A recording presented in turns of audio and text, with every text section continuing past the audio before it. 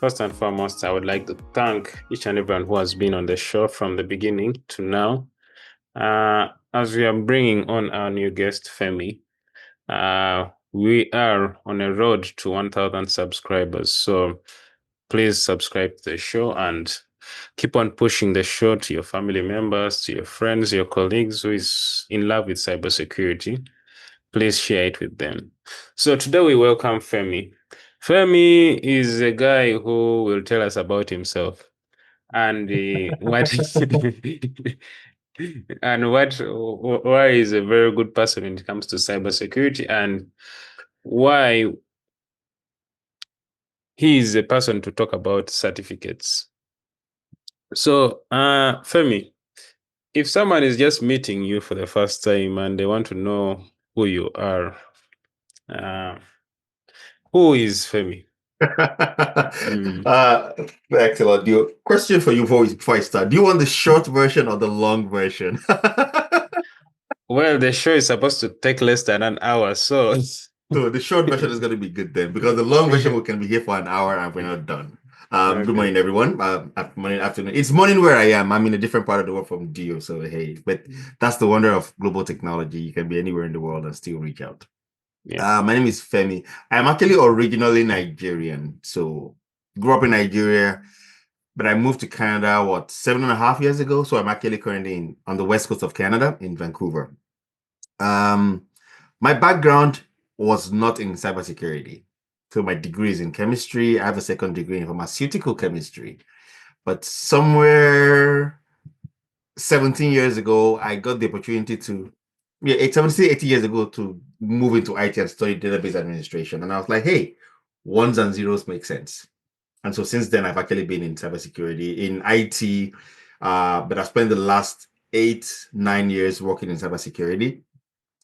Today, I work for a big company here in Canada. I am in the identity and access management space. So I do a lot of work in that space for cybersecurity, provisioning, deprovisioning, IEEE, that kind of thing. But I also enjoy doing a lot of work with mentoring the new community, because I think that we can only continue to build on the successes of the industry if we can actually pass the baton on to the new generation who are well prepared for what's to come, quantum, AI, all of that. So I do a lot of work mentoring, talking to the new generation. I also go to conferences to speak as well. And just like, I don't know if you was going to mention, or you mentioned this earlier, I can also run a podcast myself as well. And a YouTube channel is called The Cybersec Migrant. And I use that information to actually share the stories of people who are immigrants, particularly in North America, so be they African or Indian or Asian, who have actually moved here and gotten into the cybersecurity industry and done great things and they're still doing great things. So I do that as well. So that's a bit of my story as a background, and I'm sure I'll talk about myself a bit more as we go through the rest of the show. Okay. So let's dive into it. So when you are joining cybersecurity, definitely there are certificates you did. So the first one being Security Plus. Walk us through the whole process of attaining it, because most people, it's usually like their wake up call when it comes to cybersecurity. So tell us, how was it for you and the process of getting it? Security Plus was a bit challenging. I was still relatively new to cybersecurity when I took cybersecurity. It wasn't my first certification, though, actually. That was my ITIL. ITIL was my first certification because I was coming into a role that required me to do a lot of interface with the way ITIL works, service management, service delivery, that kind of thing. So I took my ITIL first. And then I was like, okay, how am I going to actually let people take me serious when I talk about cybersecurity? If I'm talking about cybersecurity, and again, it's like the analogy I like to use is it's like driving a car. To drive a car almost anywhere in the world, you need a driver's license. Definitely. So if, say, for example, I have a driver's license here in Canada, for example, and I travel to the UK and I want to rent a car, they're going to ask me for my driver's license as proof that I know how to drive a car. So when they see my license, they say, okay, I can trust you and give you the keys to a car because I know that you know how to drive, because a recognized third party has validated my skills in being able to drive. And I think that's the same thing with certification. So some people say certifications are not important. I think they are, because that's proof by an independent, competent third party that I can do something in a certain area. So Security Plus, and I think that's the foundational certification for cybersecurity, because it's a good place to get a very good background, a baseline of everything with security. And I think I spent a few months preparing for that. But the advantage I had was that I was already working in the industry. So I had spent time working with, databases, with Active Directory, with a bunch of different technologies. So it was just to reinforce what I had learned already. So for somebody who hasn't done that, who hasn't worked in the industry yet, or who is new, it might be a bit more challenging. But that doesn't mean you cannot pass it. But I think the foundation, what Security Plus does as a whole, it's a foundation to allow you to actually start to think in a security minded, with a security mindset, because that's something that some people sometimes struggle with. Having that security mindset. Why do you do the things you do? How do you spend that little extra time? Thinking about, okay, should I do this, or why am I doing this? Should I just stop here, or should I do a bit more? So that's what Security Plus does, and it gives you a good foundation. My biggest takeaway, I think, if you didn't understand the way security works, Security was a good place. It's a good place to start, because then you can begin to think, okay, I do these things because of a certain way. Why am I asking people to use MFA, for example? Because I need to have proof and a degree of confidence that you are truly who you say you are. Why am I asking people to have complex passwords so that it's a bit harder to break through your passwords? Why am I asking people to recertify and revalidate their accesses after a certain period of time? Just so that I want to be sure that I am not allowing things like access creep and scope creep to come into there. So there's a lot of things that the Security Plus mindset helps you to do. So if you're going to build a career in security, cybersecurity, the Security Plus helps you to start to think about that. And then you can then say, okay, I have done this. What area of cybersecurity do I want to specialize in? 30 years ago, it was something that one person did almost everything. But today, there's so much. There's ethical hacking, there's red teaming, blue teaming, pen testing, vulnerability management, identity, SOC operations, so many things. So, but how do you know what you like, and how do you know what you don't like? You need a foundational knowledge, and that's what Security Plus gives to you. So it was crucial. And if you're thinking of getting into cybersecurity, I would highly recommend Security Plus is a good place to start, for not just for a certification, but also for the knowledge you get out of that program. Okay. So, what was your biggest takeaway when it came to the whole program? Definitely, you have talked of ITIL, then Security Plus, then the fact that you're actually working in the field. What was like your biggest takeaway from this whole process of doing the work and also getting certificates, especially the Security Plus? How did it help you mostly in terms of your work? Do you feel like it was a good fit for that specific period of time? Yes, it was. No doubt it was. I remember then I was actually my manager who I was working with. Funny enough, he's still my manager now, so I've been with him for quite a while. He was the one who said, I think you should do this because it's going to be a good way to help you validate those knowledge and skills that you're developing. So that was one of the biggest things. And as a result of that, and again, this is not just my Security Plus, but pretty much every certification I have taken has actually helped put me in this mindset. Because when I'm trying to do something, when I'm thinking of things, I find that I am almost always thinking, is this what industry requires? Is this best practice? Is this the most appropriate way to do something? So I'm trying to save information somewhere. I'm like, am I thinking about access control for that information, for that place where I'm saving that information? Is it going to be accessible by just anyone, or only people that need to have access to that information? So in my day-to-day life, in the things I'm doing, even in my personal life, sometimes, I'm thinking about security now. So it's helped me to bring security to a top of mind awareness. I am always thinking about security. Not because I think someone's going to try and hack me tomorrow, but again, it's just good practice. You brush your teeth every day because you want to live healthy. You take a bath every day because you want to live healthy. So it's the same thing. Security becomes an ingrained part of you.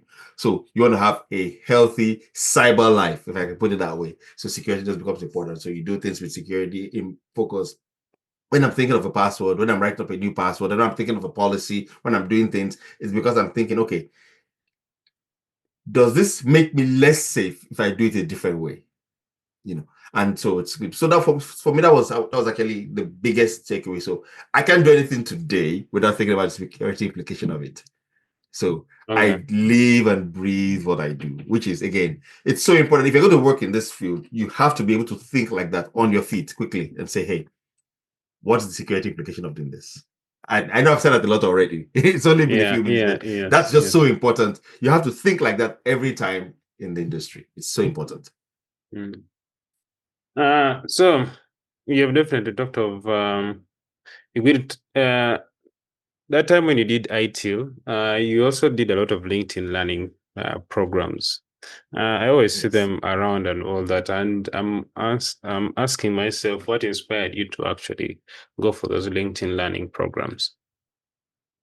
The biggest inspiration is something that I'm sure most of your audience would be able to relate to. It's money. LinkedIn Learning is a good way to get high quality training at a low cost. Now, I live in Canada, for example. If you're going to go to any cybersecurity boot camp or take a boot camp, which I've facilitated a couple of boot camps myself, I've taught at a couple of boot camps. You're going to be thinking of, here in Canada at least, you're thinking about $3,000 to spend.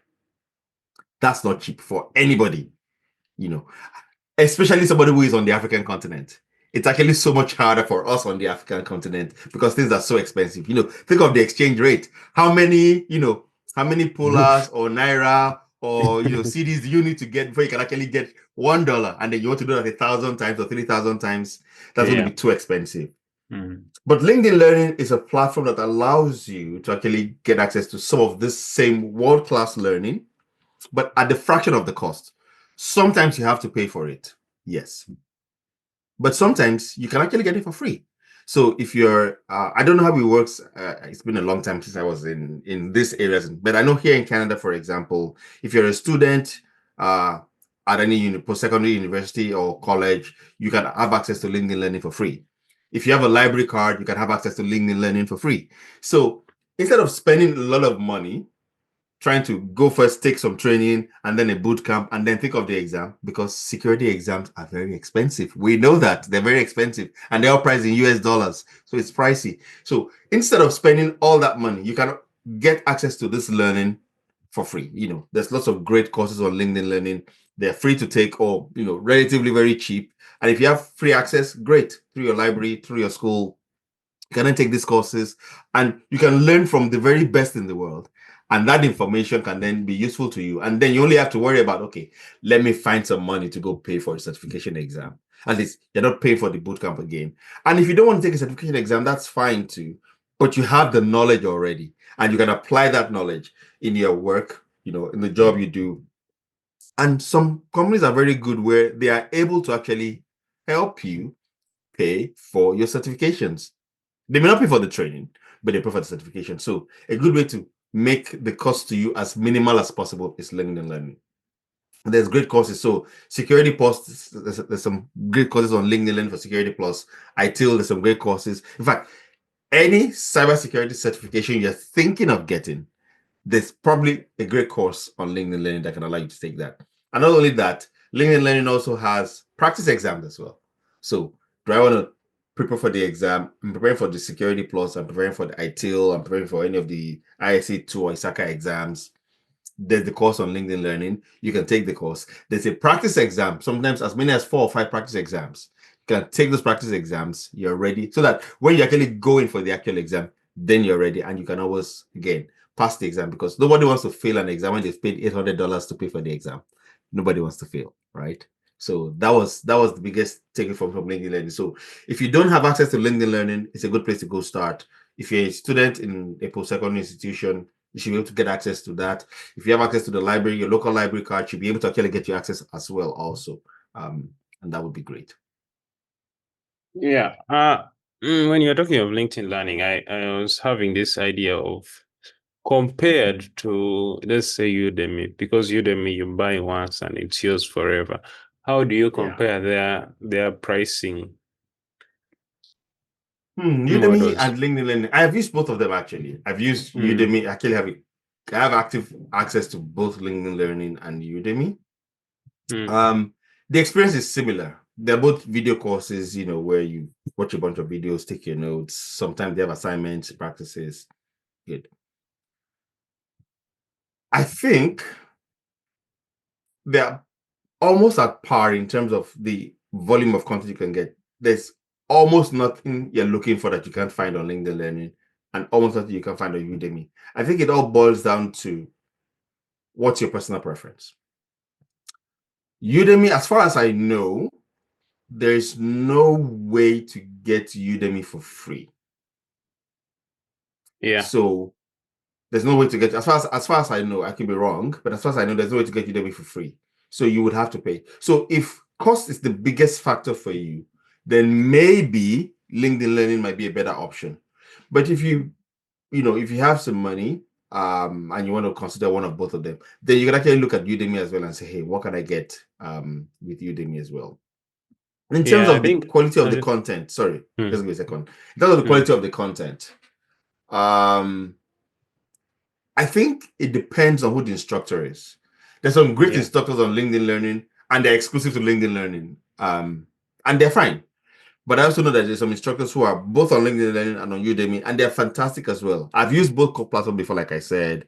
It all depends on the instructor you're looking for. So even on LinkedIn Learning, there's crappy courses too. So what I would advise is, whatever platform you choose, when you're going to look at the course, look at the reviews that you get for the course. You look at how many stars they have. Look at how many people have taken their courses. 25,000. You can compare two instructors who are taking the same course, and one person has 25,000 students already taking the course, and one only has 300. You can ask yourself why, especially if the courses were released at about the same time. Ask yourself, why are people more with one than the other? It could be marketing, but it could also be that they're good at what they do. So look at the ratings, look at what they have, and then make your decision as informed. Sorry, I interrupted you there. You were going to say something. Yeah, I was saying sometimes they usually have giveaways, especially some instructors, you'll find that they're having some coupons where you can use. So there's also that option. And even some communities, you'll find that they're giving coupons for like Security Plus to do it from any platform, like let's say LinkedIn or Udemy. There's also that option. Yeah, true. So, true. Now when it comes to CISP, that one is one which everyone always cries that this one, if you're not ready, don't go for it. So they're right. So they're right. How was your preparation for it? My CISP preparation, I unofficially prepared for 2 years, officially prepared for 6 months. That's how bad it was. I remember at work then, we actually had a group chat at work that for those of us who were looking to take the CISP, I were in that group chat for a while. Even when I was doing my Security Plus, I was in that group chat and I was looking at the material, and I was watching people listen and talk about their experience with the CISP, and I was like, wow, this is so hard, this is challenging. And the CISP is not an easy exam to take by any means. It's a lot broader than the Security Plus. It's a lot wider than the Security Plus. In some cases, a lot more in-depth than the Security Plus. So the Security Plus is a foundational exam for cybersecurity. The CISP is a management level exam. So you expect to know a lot about a lot. That's what makes the CISP so challenging, because, like they say, it's a mile wide and an inch deep. So you need to know about so many different things. Some of them are not a lot of detail, but some are actually a lot of detail. But the biggest thing about the CISP is that the CISP is a management level certification. So it's preparing you to get to management level, which is why, again, I say to people, as a new person into the industry, yes, it's okay to aspire for the CISP, but it's not an exam you should be looking to take in the first 2, 3, 4 years if you're experienced in the industry. You shouldn't be thinking about that, I think, because you're doing yourself a disservice. A lot of what you find on the CISP is tied to your experience. So if you don't have a lot of experience, you're 1 year in the industry or you're new to the industry, you will struggle. I think that's why people don't pass the CISP on the first try. A lot of people don't pass it on the first try. A lot of people take it and they fail the first time, they have to go back a second time, sometimes even a third time before they pass it. I was lucky to pass on my first try. So I passed the CISP first try. But again, As the time I took my CISP, I had over 5 years in experience in industry. So I was already in industry. I have seen how things work. I could understand how things work in industry. I wasn't coming from somewhere I was green. So that would help me. Also, again, I see people taking the exam is not getting the CISP. If you pass the exam, there's requirements to meet. And one of those requirements is you have to have 5 years of working experience in the industry. So why take the CISP when you don't have the working experience? It just, for me, it doesn't make any sense. So I spent 2 years, debating, do I want to do the CSP or do I not want to do the CSP? But then I think 6 months to my exam date, I was like, okay, fine. I am going to book my date and start planning for the CSP. So I booked my date 6 months in advance and started reading for the CSP. And I was actively reading, and I was using a variety of tools to study. So again, you can't study with just one resource for an exam like the CSP. It's going to be too challenging. So I used a variety of resources. Of course, official study guide. Yes. Use the official CSP study guide from ISC2, official practice tests and exams. They have the flashcards. Use that. But the official study guide is a very dry book.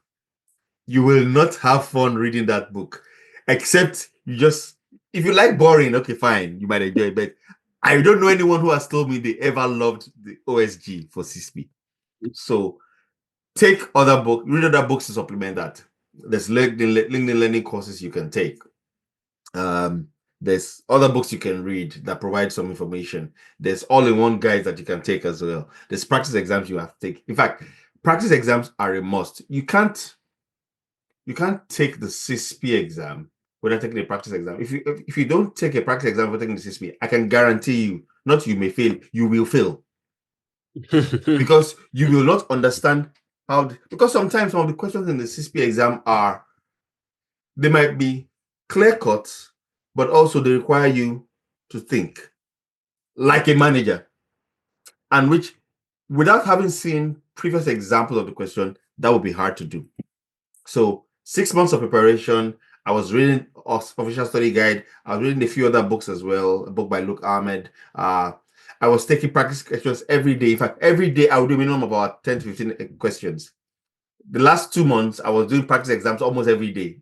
Sometimes there's some short practice exams. There's some full-length practice exams where you get the whole 4 hours and 150 questions. But I was doing all of that as a way to practice, because if I wasn't doing that, I think I would have failed.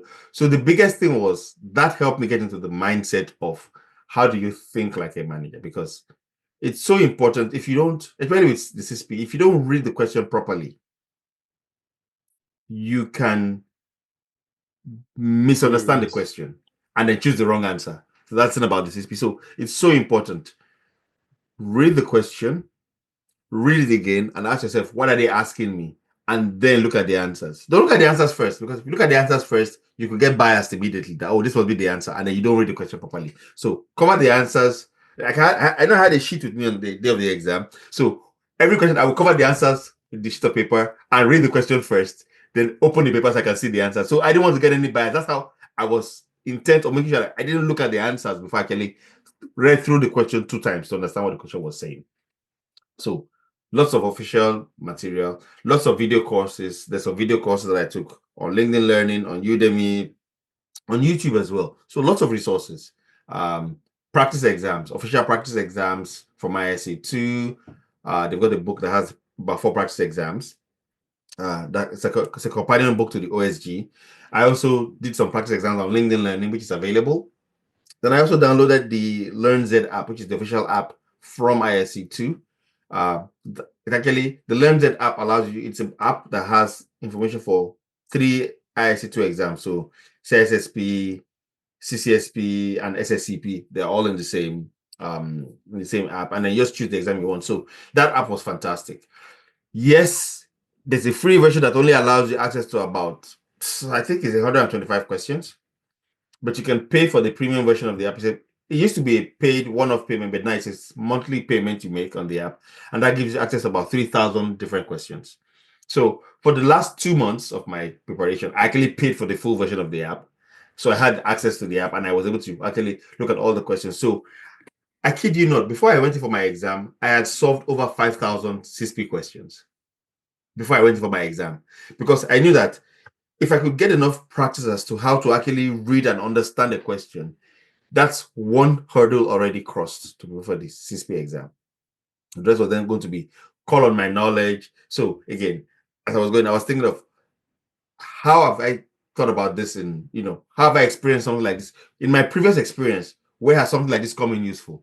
What experience in my past can relate to this one? And then use the knowledge gained from that to answer the question. Again, that's why it is so important that you have some experience in the industry before you take the CSP exam. I can't stress that enough.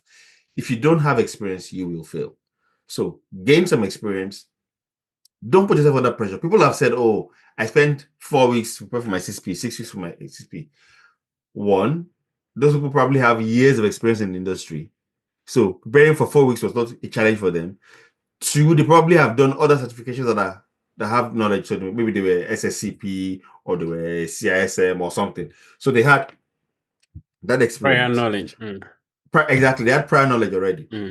So do that. Make sure that you are ready. So give yourself, at least at the very least, I think, even with all the industry experience, at least 3 months is the minimum time you should give yourself to prepare for the CSP. Then that should give you enough time to prepare. And if you're sure, if you're not sure, at least for 30 hours before your exam, you can always reschedule, which is fine, But with good preparation, you would pass. But it's a challenging exam. That much I would say. It's very challenging. Compared to the other certificates you've had before, what's the level? The level of CISB, how does it rank? On a scale of 1 to 10, 11.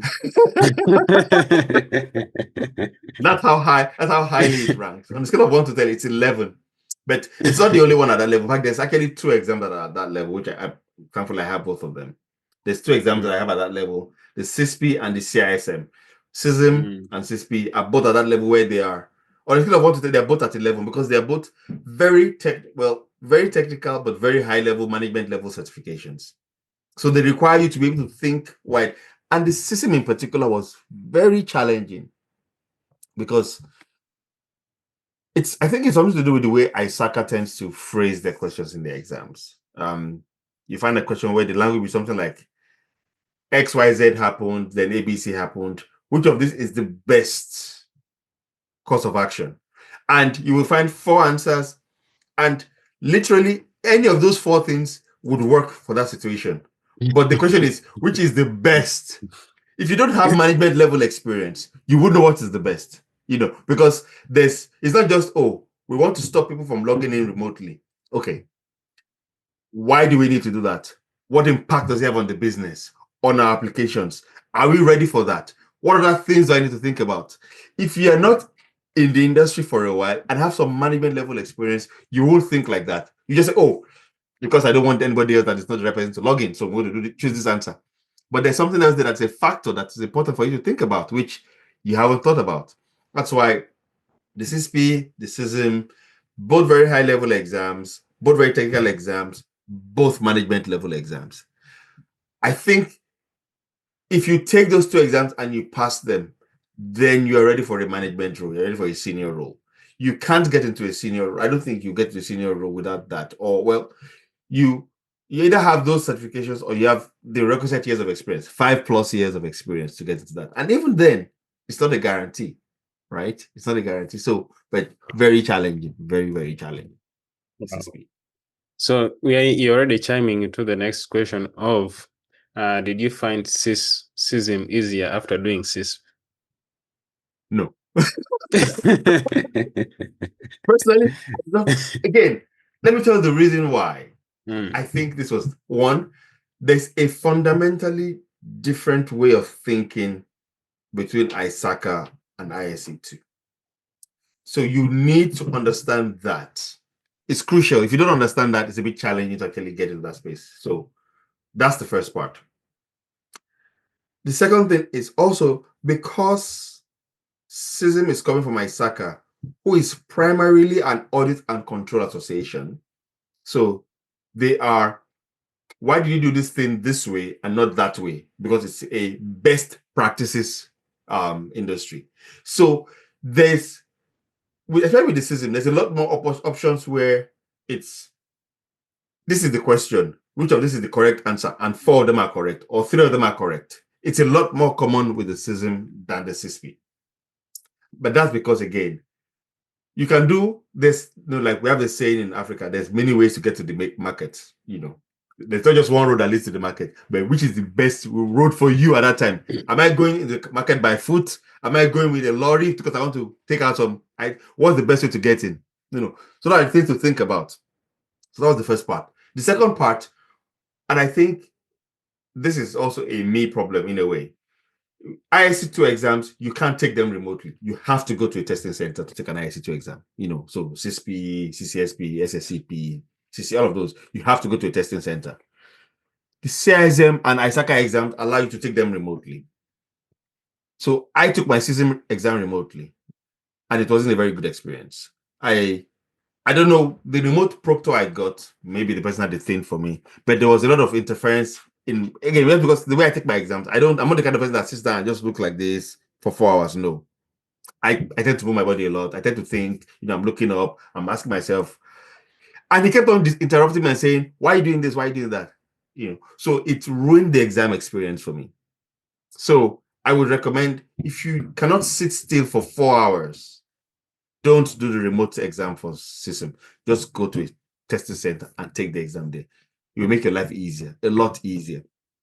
But then, again, you have to prepare very well. You have to be very well prepared. Again, practice exams always help. If you're a person who learns a lot from video exams, from video courses, take video courses as well. Those would help. But you have to be very prepared before you get in. You have to be. So, based on your wealth of experience, which one was the turning point in your career? Oh, it was the CISP, no doubt. Which I got first. I got the CISP first, before the CISM, and that was the turning point. It just, with the CISP, the moment I got the CISP, people started to pay attention and take notice of the things you say, because the CISP just lets people see you as an authority when you say something. So people pay a lot of attention to you, which is also the reason why you have to be careful the things you say then, because you don't want anybody to quote you out of context or to say, hey, you said the wrong thing. So definitely the turning point was the CISP. It gave me a lot more recognition. I had people then paying a lot more attention to the things I was saying. So that was good. And then the CISM just added to that, made it even then. I remember I was speaking to one of my mentors, because I do have mentors as well. Forget that I am very experienced. I have my own mentors as well. I was speaking to one of my mentors, and it was like, and he was actually the one who encouraged me to chase some of these certifications. It was like, in cybersecurity, there's, especially cloud security, because we're all going cloud, there's 3 certifications that are considered like, the gold standard. So you want to have the CISP, the CISM, and the CCSP. Those are for him, that's like the gold, silver, and bronze of certification and cybersecurity, especially when you go into the cloud. I was like, okay, good. I am going to get the CISSP first. So I got that first. I was like, okay, I'm going to get the CISM next. And I got the CCSP. So I have the gold, silver, and bronze. And they're good. And in a way, they complement each other. Those exams, the knowledge in those exams, they complement each other. There's things that I learned on the CCSP that were, only briefly touched upon in the CSP, but a lot more detail in the CCSP. And that's because they were cloud focused. The CCSP, what does it cover? That's for the cloud. That's security only for the cloud. So it focuses on cloud security as opposed to the CISM or the CISSP, which focuses on enterprise security, both cloud, on-prem, hybrid, what have you. CCSP is singularly focused on the cloud. And because, today, that's where we're all heading to. We're all heading to the cloud. Yeah, definitely. We're doing this because of cloud technology, right? Yeah. Without cloud technology, there's no way you and I would have had this conversation right now. I would have had to either fly or you fly here, one of the two. So thank for the cloud. But that's the thing. So I think, but for me, the wealth of experience, the turning point, definitely the CSP, but then the CISM and the CCSP have only just helped to actually even emphasize that a bit more. What do you recommend for someone seeking to accomplish the level of expertise you're having? You said the CISP opened for you the doors, but if someone is getting started or they've been in the field like for 3-4 years and they want to transition, what do you think would help? So, using my story as an example, I started out as a generalist. So I started out, my very first foray into IT was as a database administrator. That was my very first foray in. This was very early days of Oracle. Then I did a bit of software development, I did a bit of web development before I finally settled into security. And even within security, I've done hardware security, I've done network security, I've done a bit of SOC operations, not a whole lot. I didn't enjoy that, so I didn't do a lot of it. I've done a bit of, I've done a lot of identity, which I enjoy a lot, which is why I'm in identity. So I think the biggest thing is, unlike, like I said earlier, unlike 30 years ago where security was very, very laser focused, today, cybersecurity is very broad. I say to people, if you want to build a career in cybersecurity, start with a generalist background, have a bit of, do a bit of everything, do a bit of identity, do a bit of risk, do a bit of GRC, do a bit of software security, do a bit of hardware security, do a bit of SOC operations, do a bit of network security. That way you get a sense of what all those fields look like. And then I can say, oh, I enjoy doing this, but I didn't enjoy doing that. This was very exciting. That was very boring. So I am going to focus on this one that I found exciting. Because first, I think if you're going to build a career in security, you're going to spend a long time doing it. So please do something you enjoy doing. Don't do something you don't enjoy doing. So I found out that I love working identity and GRCs, which is why I'm in the space I am in. Some people love ethical hacking and pen testing. You love trying to break into systems. Go do vulnerability management. Go do ethical hacking. Go do red team, blue team, all of that. Fantastic. You might love that. Some people love to read policy documents. They can read a policy document and tell you exactly what it means, how to interpret it, and all of that. Go to GRC. Then you can read all the various NIST special publications and all the ISO publications and all of that. Again, we need people that can do that. We need people that can do every bit of these things for security as a whole to work. So if you want to get into my level of expertise, and I don't by any means consider myself a seasoned expert or anything. People have said that, but I'm like, I'm still learning. I think the first thing to do is to ask yourself, where do I want to go with my career? What direction do I want to go? So get some general experience and then decide, okay, I want to focus on this. And then find yourself a mentor who say, hey, I want to get here. I would love to learn from your experience as I build my own journey, And your mentor doesn't necessarily have to be somebody who's in that field. It could be somebody who's in a different field, but if they're in that field, fine. And then they can share your experience. They can guide you as you build your career and then start going there. So that's what I would say. Decide where you want to go to first. That's if you don't decide that, it's easy to run around like a headless chicken. And that would not be good. So yeah. I think that can be a very good parting shot, but if you have anything else to talk about. Anything else to talk about? Absolutely. I would say keep on keeping on, keep on trying. Don't let anyone tell you what you can or cannot do. That's something, especially in our African continent, we are told to always respect your elders, keep quiet when the elders are speaking. When the elder says you do something, you do that. And that I'm not saying there's anything wrong with that. But also, you have something between your ears. It's called a brain. Use it. So think about, if somebody tells you this is what you should do, ask yourself, is this for my good or for their good? Or is it for the common good? Why am I doing this? So think about that. I think it's very important nobody should dictate or tell you what you should do.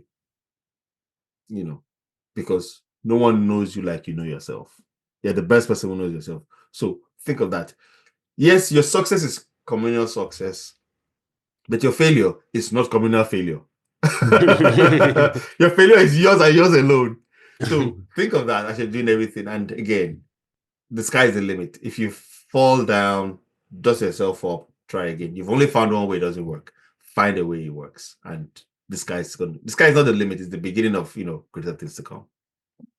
Okay. Lastly, you can tell the people where they can follow you, any new projects you're having, anything like that you you would want the listeners to know about? Oh, absolutely. So like I said, I do run I'm very active on LinkedIn.